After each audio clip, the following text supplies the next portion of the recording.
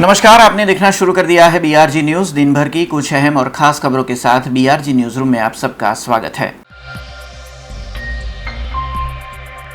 गुजरात में विधानसभा की चुनावी हलचल अब शुरू हो गई है। कांग्रेस पार्टी की ओर से राज्य सरकार और केंद्र सरकार को आड़े हाथों लिया जा रहा है। इन दिनों कांग्रेस पार्टी की ओर से जन जागरण अभियान शुरू किया गया है। 14 नवंबर से 29 नवंबर के दौरान पूरे गुजरात में कांग्रेस पार्टी की ओर से जन जागरण अभियान शुरू किया गया, जिसमें जो महंगाई की मार जनता झेल रही है उसके लिए राज्य सरकार और केंद्र सरकार को दोषित ठहराया जा रहा है। कोरोना महामारी के बाद पेट्रोल और डीजल के बढ़ते दामों के चलते आम जन जीवन में लोगों को सीधी असर हुई है, जिसके चलते अब कांग्रेस पार्टी इस विधानसभा चुनाव में इन मुद्दों को लेकर आम जनता तक पहुंच रही है। बड़ौदा शहर में भी 21 नवंबर से 25 नवंबर के दौरान विभिन्न विधानसभा विस्तारों में ये जन जागरण अभियान किया गया। आज सयाजीगंज विस्तार में कांग्रेस पार्टी के बड़ौदा शहर के प्रमुख प्रशांत पटेल समेत विरोध पक्ष की नेता अमी रावत की उपस्थिति में जन जागरण अभियान किया गया, जिसमें लोगों को जागरूक किया गया कि बड़ौदा शहर प्रशासन और साथ ही में राज्य सरकार और केंद्र सरकार की ओर से जो पेट्रोल डीजल के दामों में लगातार बढ़ोतरी हो रही है और उससे जो आम आदमी की जेब पर ये सीधी असर हो रही है, तब राज्य सरकार और केंद्र सरकार की इस खामी को आम जनता तक पहुंचाने और आम जनता का गुस्सा जो है वो राज्य सरकार और केंद्र सरकार तक पहुंचे, उस हेतु से कांग्रेस पार्टी की ओर से ये जन जागरण अभियान शुरू किया गया, जिसमें वार्ड नंबर 1 के जो कॉरपोरेटर है झा भरवाड़, हरीश पटेल और पुष्पाबेन वाघेला समेत प्रदेश के प्रवक्ता नरेंद्र रावत के साथ कई कांग्रेसी कार्यकर्ता इस जन जागरण अभियान में आज जुड़े थे।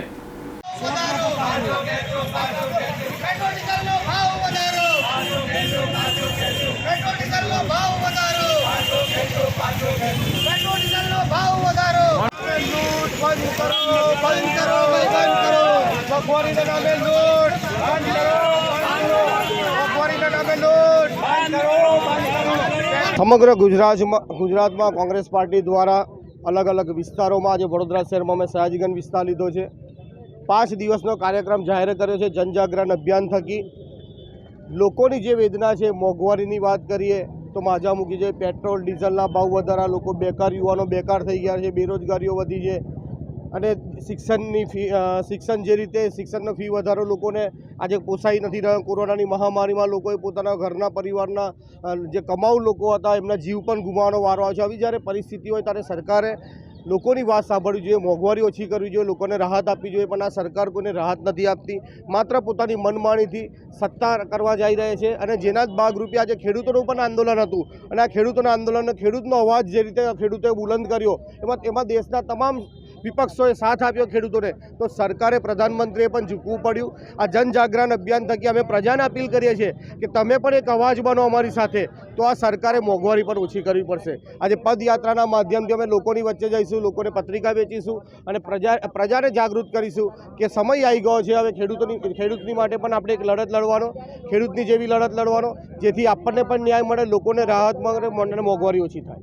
भारतीय जनता पार्टीना 7 वर्षना शासનમાં જે રીતે મોંઘવારીએ માજા મૂકી છે, પ્રજાના આમ પ્રજા અત્યારે મોંઘવારીથી ત્રસ્ત છે। જ્યારે એક બાજુ કોરોનાની મહામારી લોકોને બે ધંધો રોજગારીમાં અત્યારે ખૂબ મોટી તકલીફ છે, આવકો ઓછી થઈ ગઈ છે, અનેક લોકોએ નોકરી ખોઈ છે, ત્યારે અત્યારે મોંઘવારીના ભાવમાં ગૃહિણીના 2 ટાઈમનું જ્યારે બજેટ મેચ નથી થતું એવા સમયે અમે આજે જનજાગરણ અભિયાન લઈને લોકો વચ્ચે નીકળ્યા છે। જે રીતના પેટ્રોલ ડીઝલના ભાવ, ગેસ પર असह्य गैसनो वधारो, पेट्रोल डीजलना भावनो वधाराथी दरेक कोमोडिटी पर जे असर थई छे, अत्यारे शाकभाजी कहीए के पल्सीस कहीए, दरेक वस्तुना भाव वध्या छे अने जे रीते लोको अत्यारे हैरान परेशान थई गया छे। भारतीय जनता पार्टीना शासનમાં अनेक लोकोए नौकरीओ खोई छे। જ્યારે 10,000 एलआरडीना जवानोनी भरतीनी वात करीए त्यारे एमां 15-15 लाख अरजीओ आवती होय एवा समये आज लोकोने जागृत करीने जे भारतीय जनता पार्टी मूळ इश्यूजथी लोकोने भटकावीने भागला पाड़ी रही है और लोकोने साचा मूળ જે ઇશ્યુઝ છે એનાથી ભટકાવી રહી છે, એના વિરુદ્ધ આજે અમે જનજાગરણ અભિયાન કરીને લોકો વચ્ચે જઈ રહ્યા છીએ।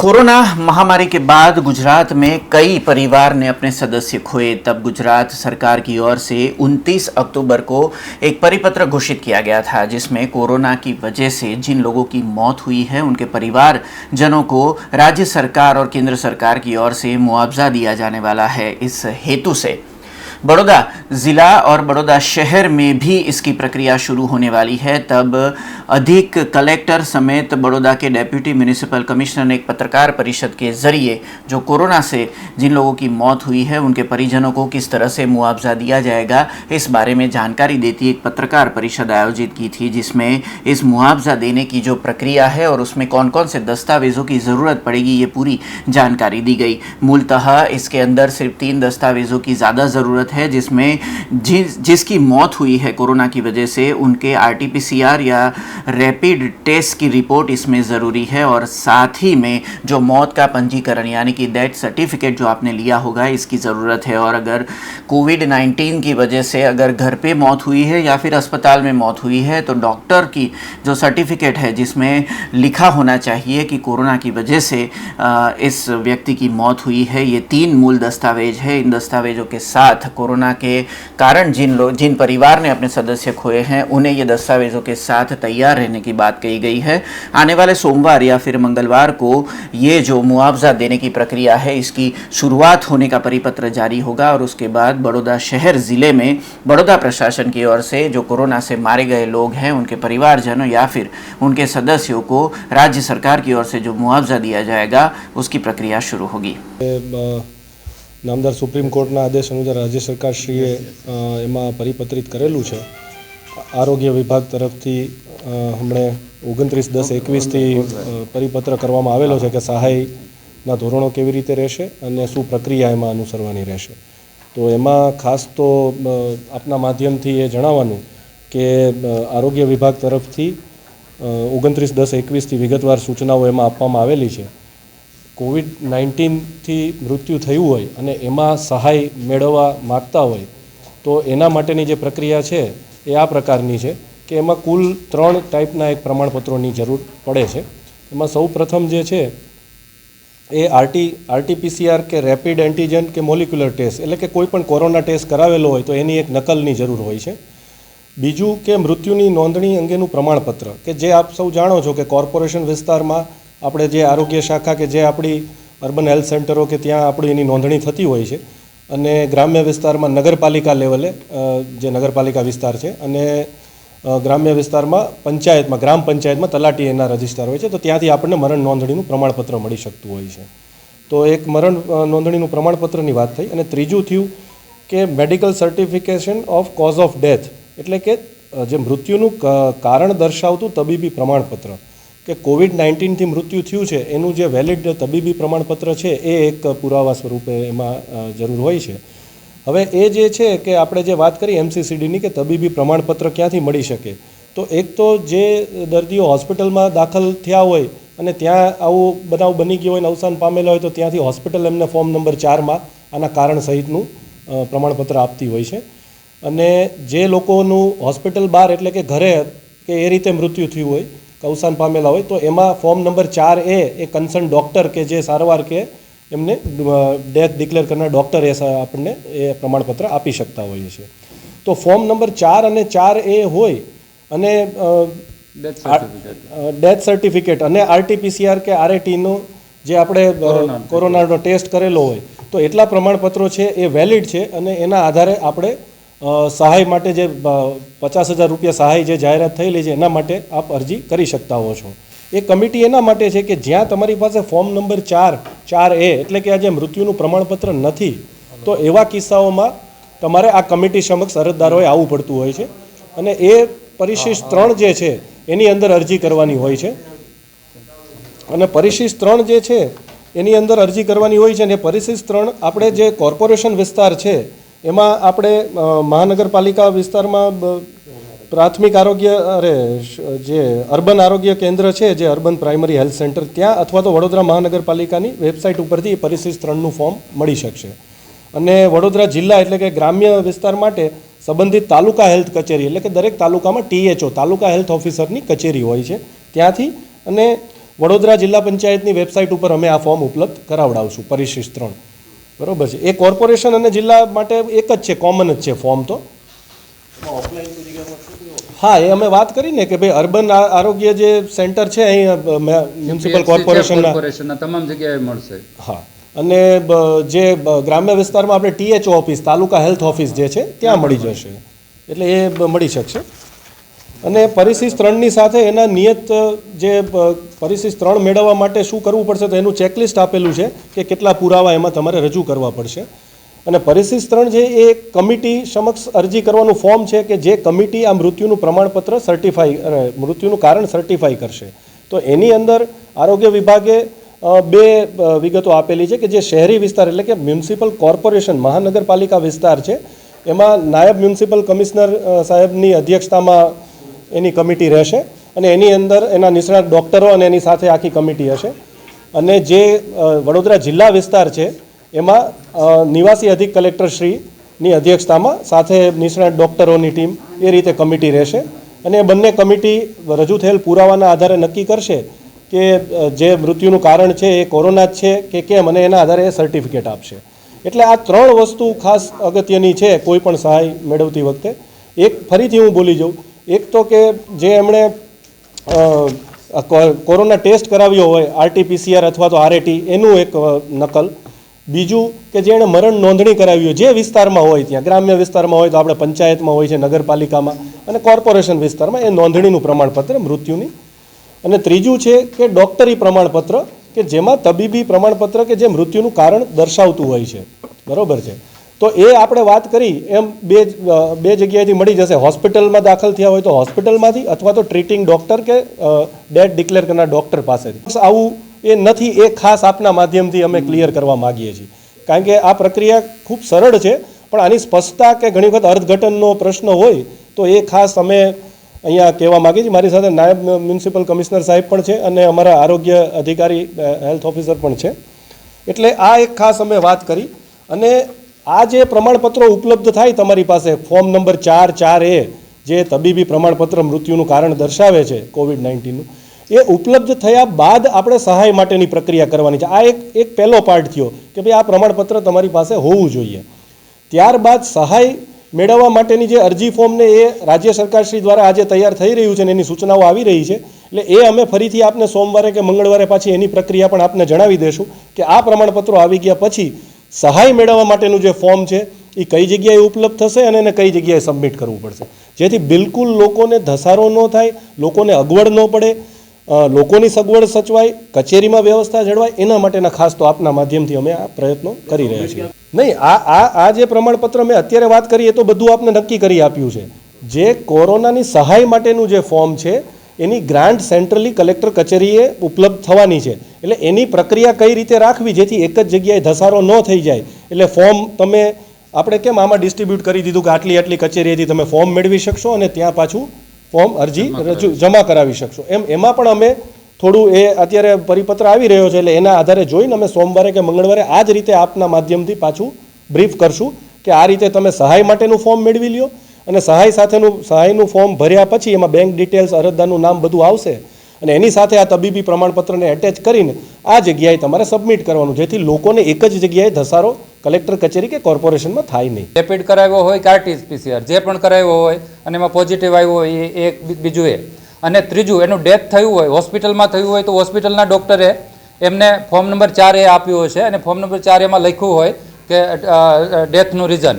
અને કોઈનું જો ઘરમાં ડેથ થયું હોય તો એમને જે પણ તપાસ કરનાર ડૉક્ટર છે એ ફોર્મ 4Aમાં વિથ આ ડેથના રીઝન સાથે એમણે આપ્યું છે. જો આ 3 વસ્તુ હોય તો એમને ક્યાંય માત્ર મેળવીને પોતાની પાસે રાખવાનું છે.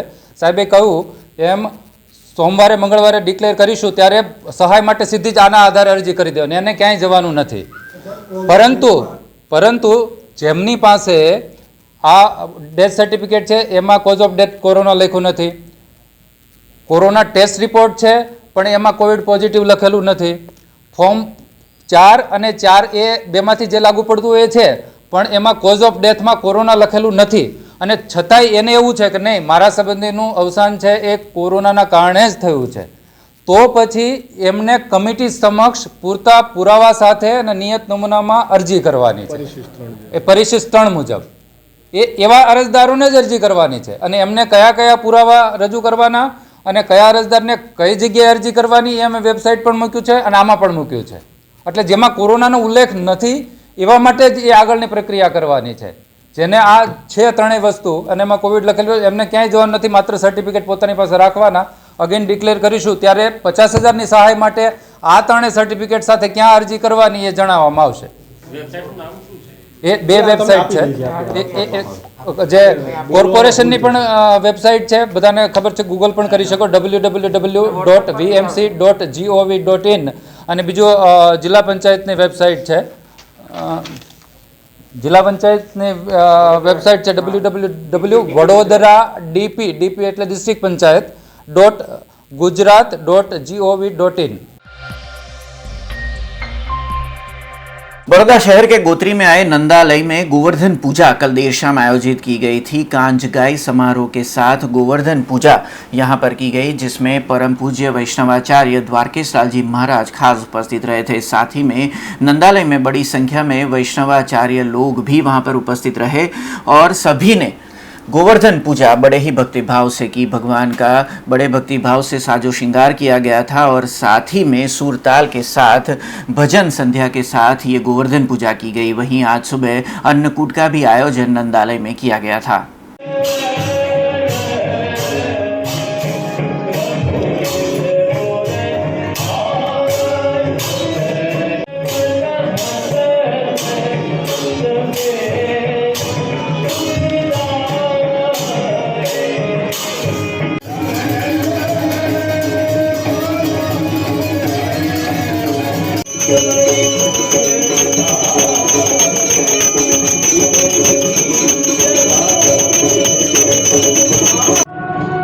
સૌ દર્શક મિત્રોને નંદાલય હવેલીથી ગોવર્ધન પૂજા અન્નકૂટ મહોત્સવની ખૂબ ખૂબ શુભકામનાઓ, શુભેચ્છાઓ છે. પ્રતિવર્ષની જેમ આ વર્ષે પણ નંદાલય હવેલીમાં કાંજગાઈ, ગોવર્ધન પૂજા અને અન્નકૂટનું ભોગ અર્પણ કરવામાં આવશે. આ ક્ષેત્રના, વડોદરાનામાં પશ્ચિમી ક્ષેત્રના જેટલા પણ વૈષ્ણવ ભગવદીઓ છે એમના માટે આ પરમ સૌભાગ્યનો અને આનંદનો વિષય છે કે જ્યાં પ્રભુ પુષ્ટિમાર્ગીય પરંપરા સેવા પ્રણાલી પ્રમાણે વર્ષોત્સવના સમસ્ત તહેવારો અને પ્રસંગોને ખૂબ ધામધૂમથી વૈષ્ણવના સહયોગથી અહીંયા ઉજવવામાં આવે છે. નંદાલય હવેલીમાં ગોવર્ધન પૂજા અને અન્નકૂટ મહોત્સવમાં આવતીકાલે ભવ્યતાથી પ્રભુને અર્પણ કરવામાં આવશે. ત્યારે આપણે સૌ સાથે મળી દર્શન કરીએ અને જીવનની ધન્યતાને પ્રાપ્ત કરીએ. અનંત મંગલ કામનાઓ સથી દેવ દિવાળીની સૌને શુભકામનાઓ. શુભમ ભવતુ, કલ્યાણમ. આજે પરમ પૂજ્ય 108 દ્વારકેશજી મહારાજની ઉપસ્થિતિમાં આજે કાંજાગાઈનો મનોરથ થઈ રહ્યો છે. પરમ પૂજ્ય દ્વારકેશલાલજીની અનુમતિથી કાલે સવારે ગોવર્ધન પૂજા અને કાલે સાંજના નંદાલય હવેલીમાં અન્નકૂટનું આયોજન કરવામાં આવ્યું છે. આપ સૌ વડોદરાના વૈષ્ણવો સૃષ્ટિને આમંત્રણ કે આપ સૌ નંદાલય હવેલી પધારશો અને દર્શન કરવા આવજો, અન્નકૂટના દર્શન કરવા. वल्लभ कुल की 18वीं पीढ़ी में जन्म लेने वाले परम पूज्य गोस्वामी व्रजराज कुमार महोदय जी का आज 36वां प्रागट्य दिन है. इस मौके पर बड़ौदा शहर में जो मांझलपुर में व्रजधाम आध्यात्मिक संकुल आया हुआ है, वहाँ पर जश्न का माहौल था. बड़ी संख्या में उनके अनुयायी और उनके भक्त आज उनके दर्शन के लिए पहुँचे थे, जिसमें राज्य कक्षा की बाल एवं महिला विकास मंत्री मनीषा वकील समेत बड़ौदा शहर के मेयर केयूर रोकड़िया और साथ ही में बीआरजी ग्रुप की चेयरपर्सन लताबेन गुप्ता वहां पर परम पूज्य व्रजराज कुमार महोदय जी को उनके प्रागट्य दिन पे शुभकामना देने पहुंचे थे. आपको बता दें कि व्रजधाम आध्यात्मिक संकुल समेत जो वीवा यो संस्थान है उसके स्थापक है परम पूज्य गोस्वामी व्रजराज कुमार महोदय, जिनकी अगुवाई में देश विदेश में ये संस्थाएं लगातार समाज सेवा का कार्य कर रही है. धार्मिक और सांस्कृतिक समेत समाज सेवा के कार्य में अगर खास तौर पर हम बात करें तो कोरोना महामारी के समय में देश विदेश में जो ऑक्सीजन के प्लांट समेत की जो कोरोना पीड़ित जो लोग हैं उन्हें टिफ़िन व्यवस्था समेत की कई कार्य इनकी अगुवाई में किए गए थे. तब आज परम पूज्य गोस्वामी ब्रजराज कुमार महोदय जी के इस प्रागट्य महोत्सव पर सबने उन्हें बधाइयाँ दी थी और ऐसे ही समाज सेवा के कार्य आगे भी उनकी अगुवाई में होते रहे, ऐसी शुभकामनाएं दी थी। શ્રી વલ્લભાચાર્યજી મહાપ્રભુજીના એ 18મી પેઢીમાં જન્મ લેવાનું એક સૌભાગ્ય પ્રાપ્ત થયું અને પ્રભુની વિશેષ કૃપાથી નાનપણથી કારેલીબાગમાં બિરાજતા શ્રી નાગદમન શ્રીનાથજી બાલકૃષ્ણ પ્રભુ અને વ્રજધામ સંકુલમાં બિરાજતા શ્રી ગિરિરાજ પ્રભુ શ્રીનાથજી બાલકૃષ્ણલાલજી શ્રી મહાપ્રભુજી ના એ દિવ્ય સેવા કરવાનો જે એક શુભ લાભ પ્રાપ્ત થયો એ મારા જીવનનો એક અમૂલ્ય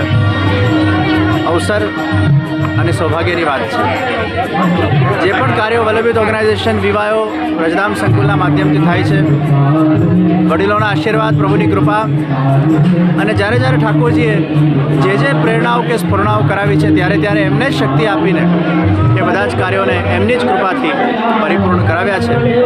બસ પ્રભુના ચરણોમાં એ જ વિનંતી, જન સમાજ માટે, માનવ સમાજ માટે, પુષ્ટિમાર્ગ અને હિન્દુ ધર્મને વિશ્વભરના અંદર એની ધ્વજા ફેલાવવા માટે આ દેહ દ્વારા પ્રભુ જે કંઈ પણ કર્મો કરાવે, જે કંઈ પણ પ્રેરણાઓ કરાવે, બસ એમની કૃપાથી એ બધા જ આયોજનો સાકાર થાય આગળ પણ, અને જેટલી શ્વાસો પ્રભુએ આપેલી છે બસ એ પ્રભુ સેવા, માનવ સેવા, સમાજ સેવા, રાષ્ટ્ર સેવાના અંદર સમર્પિત બને એવી પ્રભુ શક્તિ પ્રદાન કરે।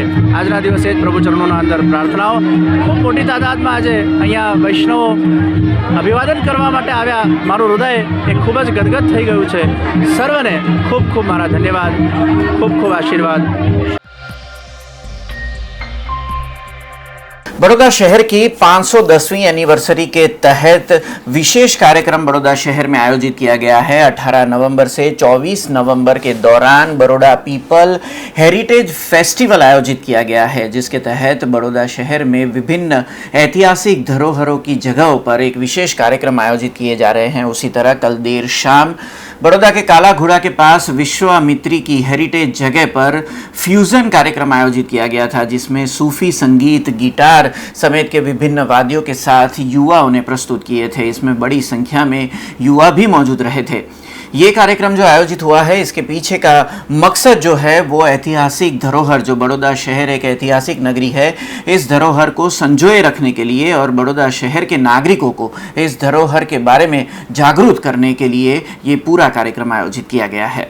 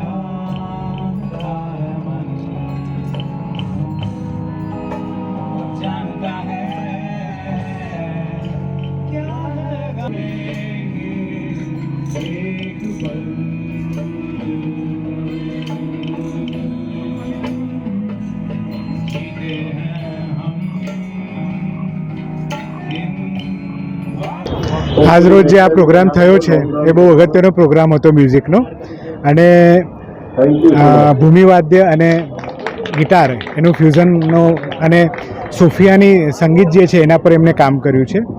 બહુ અદ્ભુત પ્રોગ્રામ થયો અને વડોદરા પીપલ હેરિટેજ ફેસ્ટિવલ દ્વારા આ પ્રથમ પ્રયત્ન હતો। વડોદરાના લોકોમાં અવેરનેસ આવે, લોકોનું ધ્યાન આ બાજુ ખેંચાય, એના માટે આપણે આ પ્રોગ્રામ કરેલો છે। खबरों का सिलसिला यूं ही जारी रहेगा, पर उससे पहले लेंगे कमर्शियल ब्रेक, तो देखते रहिए BRG news. Statue of unity Kevadia में दुनिया की सबसे ऊंची प्रतिमा, जहां पर आपके स्वागत के लिए तैयार है एक खूबसूरत अफोर्डेबल स्टे। प्रधानमंत्री श्री नरेंद्र मोदी जी के इस ड्रीम प्रोजेक्ट में butterfly garden, glow garden, jungle safari, river rafting, valley of flowers, dino trail, Jarwani eco tourism, Sardar Sarovar नौका विहार, सरदार सरोवर डैम जैसे 25 से ज्यादा आकर्षण है। ऐसी खूबसूरत जगह पर आपके कंफर्टेबल स्टे के लिए मौजूद है BRG budget stay. BRG budget stay में आपको मिलेगा अफोर्डेबल लग्जूरियस स्टे, खाने पीने और रहने की बेस्ट फैसिलिटीज से सज 150 rooms. Conference hall, amphi theatre और पार्टी लॉन्स की भी सुविधा, डेस्टिनेशन वेडिंग, संगीत संध्या, बर्थडे पार्टीज और कॉर्पोरेट इवेंट्स जैसे आयोजनों के लिए बिल्कुल सही जगह।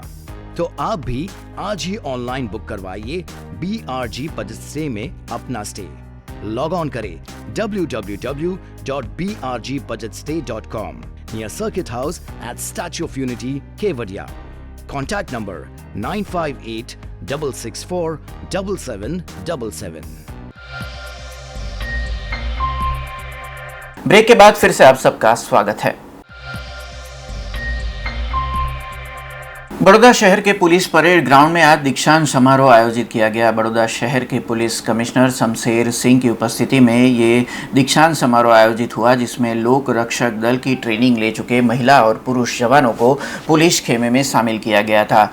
72वें हथियारधारी ये दीक्षांत समारोह में खास तौर पर बीते कई महीनों से जो लोक रक्षक दल की पुलिस ट्रेनिंग ले रहे थे, उन सभी जवानों को अब पुलिस खेमे में शामिल किया गया है। उन्हें पुलिस फ़र्ज के लिए चुना गया है। ये पूरे जो सभी महिला और पुलिस जवान है, ये सभी जवान अब आने वाले समय में साइबर क्राइम समेत लोक रक्षक दल के जवानों को जिस जगह पर डिप्यूट किया जाता है, उसी जगह पर वो फ़र्ज निभाएंगे और आने वाले समय में जनता की रक्षा के लिए कार्य करेंगे।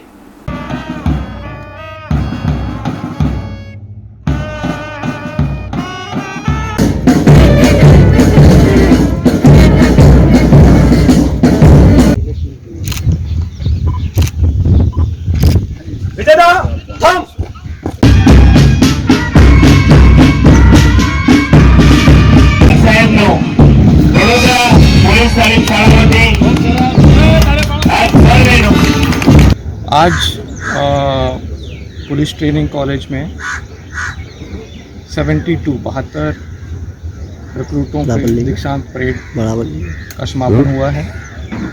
ये रिक्रूट बहुत ही एजुकेटेड हैं, वेल क्वालिफाइड हैं। इनको सब तरह की ट्रेनिंग दी गई है। इनको कैसे समाज में नए नए पड़कारों का सामना करना है, कैसे साइबर क्राइम से, कैसे ड्रग का जो दूषण है उससे लड़ना है, कैसे महिलाओं विरुद्ध का जो क्राइम है कैसे उससे लड़ना है, उससे सब तरह की ट्रेनिंग दी गई है। और मैंने आज गुजरात पुलिस की तरफ से इन सब का स्वागत किया है। बड़ौदा शहर के सयाजीबाग प्राणी संग्रहालय से आज बेहद दुखद खबर सामने आई। बीते 12 सालों से बड़ौदा शहर के प्राणी संग्रहालय में आकर्षण का केंद्र रही शेरनी की आज सुबह तड़के मौत हो गई। बीते 12 सालों से ये शेरनी यहाँ पर थी और बीते कई समय से इसे मुंह पर चोट लगने की वजह से इसका इलाज जारी था। दीपावली के समय से इसका इलाज जारी था और इलाज के दौरान ही आज सुबह उसकी मौत हो गई। वन्य जीव की जो कैटेगरी है उसमें ये शेरनी की कैटेगरी सबसे ऊपर आती है। तो वन्य जीव प्रोटोकॉल के तहत अब पोस्टमार्टम समेत की आगे की कार्यवाही सयाजीबाग प्राणी संग्रहालय से शुरू की गई है। जू के क्यूरेटर समेत लोगों में मातम है और साथ ही में जू के क्यूरेटर ने इस बारे में जानकारी दी थी। नमस्कार, બહુ દુઃખ સાથે મને જણાવવાનું છે તમામને કે સયાજીબાગ ઝૂ ખાતે જે આપણી સિંહણ હતી, અમારે એક પરિવારનું સદસ્ય, એનું આજે વહેલી સવારે મૃત્યુ થયેલ છે। ઘણી લાંબી અને સઘન સારવાર ચાલી હતી એની, અને સુધારાના લક્ષણો બી જણાવી આવી રહ્યા હતા। તેમ છતાં આજે વહેલી સવારે એનું દુઃખદ અવસાન થયેલ છે। હવે સિંહ જે શેડ્યુલ 1નું જાનવર હોય, વન્યજીવન અધિનિયમ હેઠળ એની તમામ જે કાર્યવાહી છે એ નિયમ મુજબ કરવામાં આવશે। જેમાં સૌપ્રથમ તેનું પોસ્ટમોર્ટમ કરવામાં આવશે. પોસ્ટમોર્ટમનો તમામ રિપોર્ટ અને એનું કમ્પ્લીટ તારણ શું છે પોસ્ટમોર્ટમ દરમિયાન જોવામાં આવશે. ત્યારબાદ તેના જે વિસરા કહેવાય એને ઓર્ગન્સ ટિશ્યુઝ જે છે એક્ઝામિનેશન માટે આગળ મોકલવામાં આવશે લેબોરેટરીમાં. અને એ એક્ઝામિનેશન રિપોર્ટ્સ પરથી અને એનું પંચનામું આખું તૈયાર થશે. અને ત્યારબાદ એનું જે વિધિવત જે એનું અંતિમ ક્રિયા છે જે શિડ્યુલ 1 અને 2ના પ્રાણીઓમાં આ પ્રાણીઓને જે છે એ સળગાવવામાં આવે છે. આપણે એને દટાવતા નથી. એ સંપૂર્ણ પ્રોસિજર પૂર્ણ કરવામાં આવશે. એને આ સિંહણને જે છે એ દાઢીના ભાગમાં ડાબી બાજુ એને એક નાની ઈજા થઈ હતી. લગભગ મોટાભાગે ઈજા કોઈ લાકડું કે વાંસ કે એવું કંઈક વાગી જવાથી થઈ હતી ને એને ખંજવાળીને એનું પોતાના નખથી એ ઈજા થોડીક ગંભીર થઈ હતી. શરૂઆતના દિવસોમાં એની બરાબર દિવાળીના સમયમાં જ તહેવારમાં જ આ ઈજા જે ધ્યાન પર આવી ત્યારબાદ એની 3 દિવસ ડ્રેસિંગ કરવામાં આવ્યું અને ડ્રેસિંગ સાથોસાથ એને જે ભાઈ ઇન્જેક્ટેબલ મેડિસિન્સ હતા એ ચાલુ હતા. 3-4 દિવસના ડ્રેસિંગ બાદ પણ મને સંતોષકારક પ્રોગ્રેસ ના લાગ્યો તો આપણે આણંદ વેટનરી કોલેજથી સર્જરી વિભાગના હેડ ડૉક્ટર પરીખ અને તેમની ટીમ અત્યારે બોલાવી અને તે ટીમે પણ આપણા રિક્વેસ્ટ પર તરત જ આવીને આપણને તમામ મદદ કરી અને એક નાની સર્જરી પરફોર્મ કરી અને જે ઘાનો ભાગ હતો ત્યાં ટાંકા લીધેલ હતા અને ટાંકા લઈને એનું એક સરસ નાની ઓપરેશન બહુ જ સારી રીતે એને પૂર્ણ કરેલ હતું. આજરોજ જોતાં એના ઘાવમાં પણ ઘણો સારો સુધારો આવી ગયેલો હતો અને ઘાવ એકદમ રૂજ થવાના એના પર હતો. અમને પ્રાથમિક તારણ એવું લાગી રહ્યું છે કે કદાચ જે છે જાનવરના કિડનીઝ ફંક્શન કરતાં થોડાક એ તકલીફ થઈ હોય એવું લાગે છે અને કિડની માલ ફંક્શનિંગ કે ફેલિયરના કારણે મોત નીપજ્યું એવું જણાઈ આવે છે. સારવાર અર્થેનું કોઈ પણ પ્રાણી ઓપનમાં મુકાય નહીં. એને અમે ટ્રીટમેન્ટ અર્થે ઓફ ડિસ્પ્લે રાખેલું હતું. એનું જે ટ્રીટમેન્ટ કેજ છે સ્ક્વીઝ કેજ એમાં અને ક્રાલ કેજમાં અમે એને રાખતા હતા. ઉંમર સિંહણની અંદાજિત 13 થી 14 વર્ષની હતી. बड़ौदा शहर के पास कोटम्बी में ग्राम पंचायत विभाजन का जो विवाद है वो खड़ा हुआ है. जाम्बुड़ापुरा, आलमगढ़ और मछलीपुरा गांव के जो लोग हैं वो अपने अलग पंचायत की मांग कर रहे हैं. फिलहाल कोटम्बी ग्राम पंचायत में ये गांव आ रहे हैं पर कोटम्बी ग्राम पंचायत के सरपंच बीते कई समय से इनकी गुहार नहीं सुन रहे हैं. इन तीन गांव के जो सदस्य हैं उनकी ओर से राज्य सरकार से भी गुहार लगाई गई है पर अभी तक उनकी ओर से भी कोई जवाबदेही नहीं की गई है. तब आज मीडिया के सामने मछलीपुरा गांव के जो लोग हैं उन्होंने आने वाले किसी भी तरह के चुनाव के बहिष्कार की घोषणा कर दी है. खासतौर पर बताया गया है कि उन्हें अलग ग्राम पंचायत चाहिए. उनके गांव में उनकी पंचायत की ऑफिस चाहिए जिसको लेकर जो राज्य सरकार की जो योजनाएं हैं उसकी जो सहायता है वो आदिवासी लोगों तक पहुंचाई जा सके. तब ग्राम पंचायत विभाजन का ये मुद्दा है वो अब राजकीय बन गया है और इन 3 गांवों के जो आदिवासी गांव माने जाते हैं इन 3 गांवों के लोगों को अपनी अलग ग्राम पंचायत चाहिए.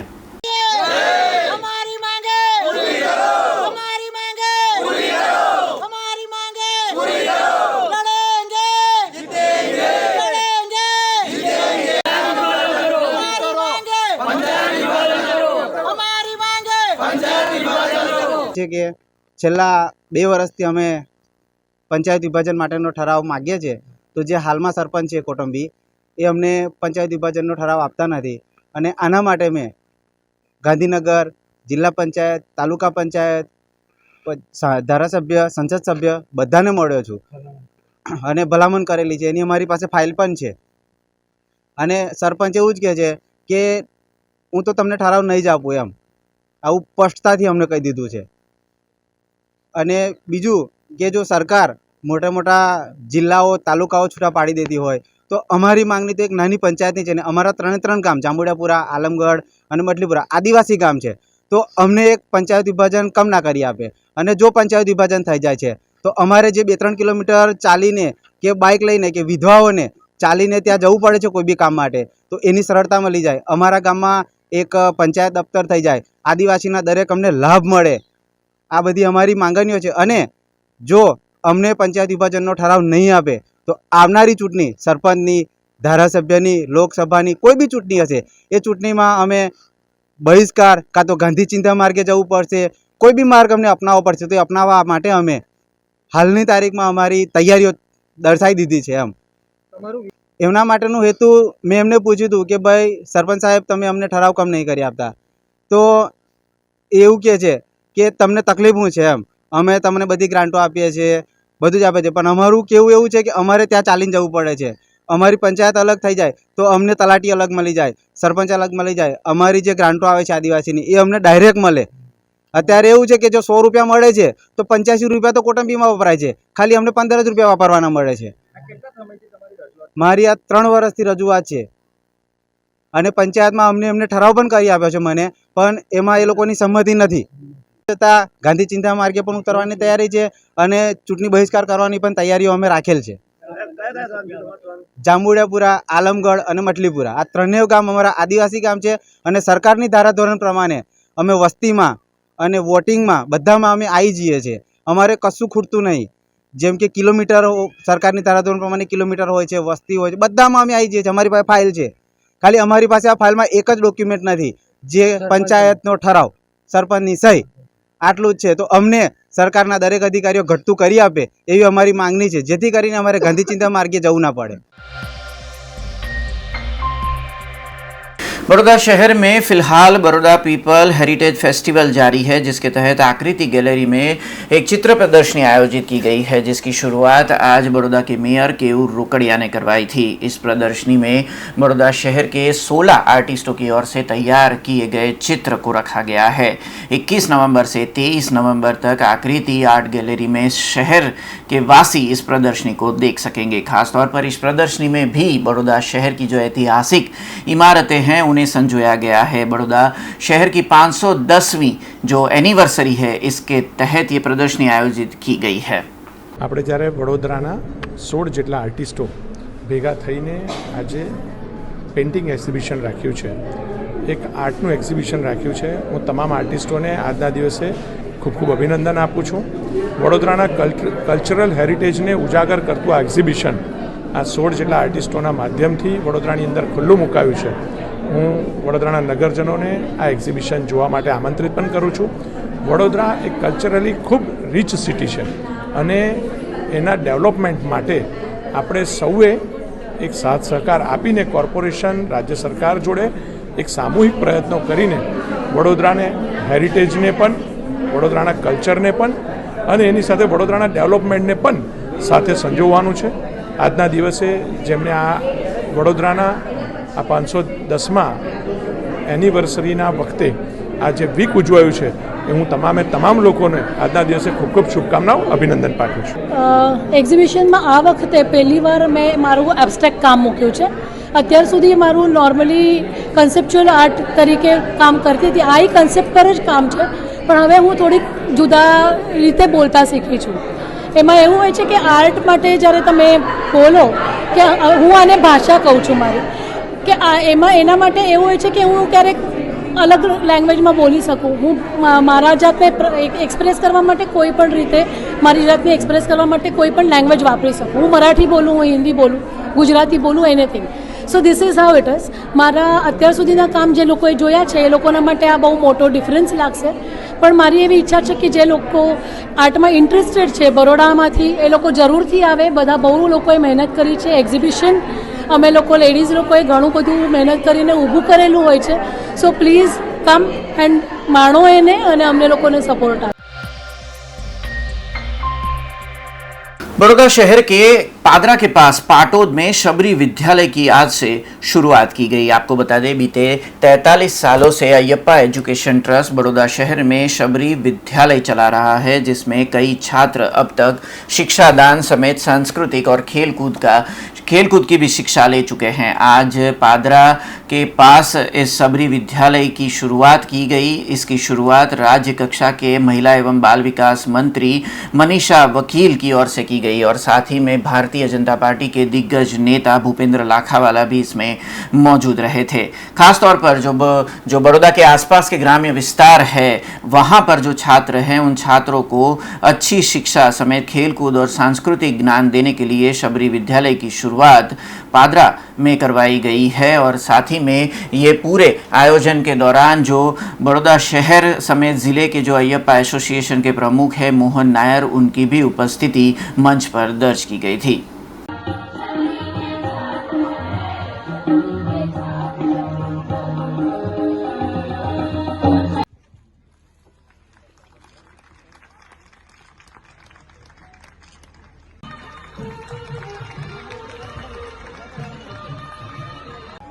આજે પાદરા તાલુકાના પાટોદ ગામે